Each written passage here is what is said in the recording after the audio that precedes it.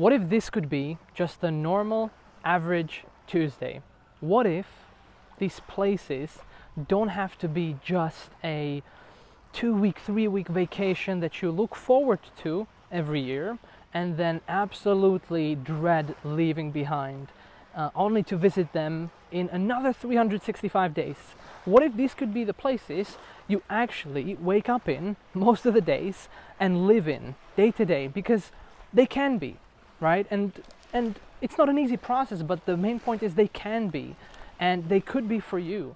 Now, it really depends on what kind of life you want to live, but I would bet a decent amount of money that you wouldn't mind having views like this every day, smelling the fresh sea air, eating the healthy Mediterranean diet, and being able to work on your business, build your passions in a place that inspires you, and all of that within a country that has lower taxes than where you are right now, most likely, in a country where the cost of living is much easier to manage, in a country that's safer, that has, I would say, a warmer, more welcoming culture, and many other things. Like, I could go on and on and on, but the main point I want to drive home is you don't need to stay in the country you were born in forever. You don't need to stay there even for another year or 2 years or 3 years.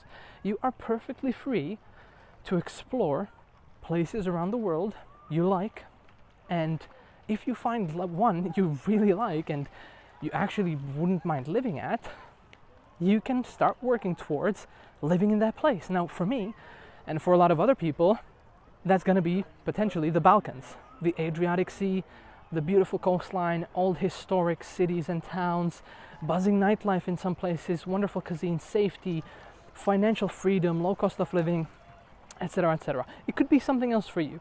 You obviously want to go where you're treated best, as Mr. Henderson would say. And so, whatever that place is, actually understand that you could move out, and it could have a phenomenal impact, not just on your quality of life and enjoyment, but also on your finances, on the way your business develops, on your whole being, really, because where you live obviously has a massive impact on you and on what you do, how you think, what you believe in, etc. And it is possible to move out to places like this.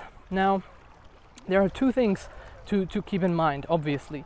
Number one is it actually livable long term? Because it's very romantic to move to a small Greek island, right? But if it's not a year-round livable place where you can get your groceries, where you can get your healthcare, if there is no airport relatively nearby, it's not going to be the best place. You could make it work, you could become a fisherman, and listen, I wouldn't hold against you, but you need to consider the actual livability of a place long term. Now, for example, where I'm at now is the island Krk, and this is just one of the many cities on this island. It's the biggest island of Croatia. And places like this, I would say, especially the main town of the island, which is called Krk town, are very much livable. You've got the airport right on the island, which is incredible. So you've got an airport like 20-30 minute drive away. You've got all your banks, you've got all your groceries, you've got schools, you've got obviously restaurants, boutique stores, you've got anything, you've got roads, good infrastructure, etc. So places like this, absolutely, but just consider the actual livability of it. And that's the main thing, really. The second thing is, how much would you actually want to live there? Because it's very easy to get stuck in the sort of vacation mode, right? Where everything's new and it's wonderful, obviously, and you're just very hyped and you like the place and you've never really been there, etc. But before you start making any major moves, it's good to spend a good amount of time in a place of your choosing that is already livable long term. Spend a few months, see how it is, see how you feel, see how you like it when the actual vacation enthusiasm wears off.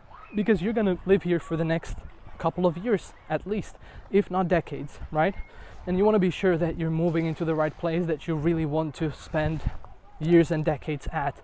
And it's not just a, wow, new place, it's so beautiful, ecstatic, you explore it for a few months and then it just becomes mundane, right? Which many places won't, some places will. Again, it depends on you, depends on the place. But it's another really important thing to consider before you make any drastic moves.